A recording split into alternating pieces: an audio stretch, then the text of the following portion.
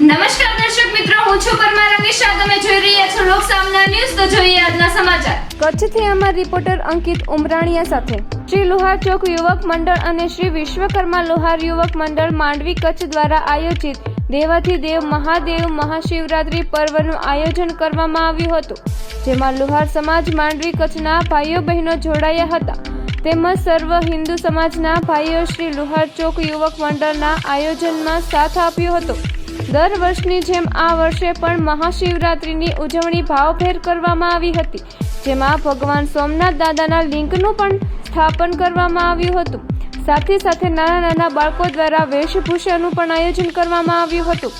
તેમજ લુહાર ચોક યુવક મંડળ અને શ્રી વિશ્વકર્મા લુહાર યુવક મંડળના ભાઈઓએ શોભાયાત્રાનું ભાવભેર સ્વાગત કર્યું હતું અને લીંબુ પાણી અને વરિયાળી શરબતનો પ્રસાદ પણ રાખવામાં આવ્યો હતો, જેને સર્વ સનાતની ભાઈઓ બહેનોએ લાભ લીધો હતો. આયોજનમાં મુખ્ય અતિથિ ગુજરાત પ્રદેશ મહામંત્રી શ્રી અનિરુદ્ધભાઈ દવે હાજર રહ્યા હતા.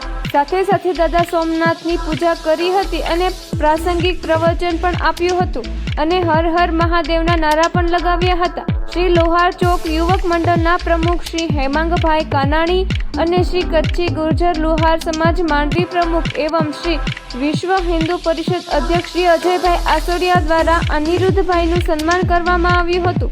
સાથે સાથે શહેર ભાજપ પ્રમુખ શ્રી દર્શનભાઈ ગોસ્વામી, માંડવી નગરપાલિકા પ્રમુખ શ્રી હરેશભાઈ વિંજોડા પણ હાજર રહ્યા હતા.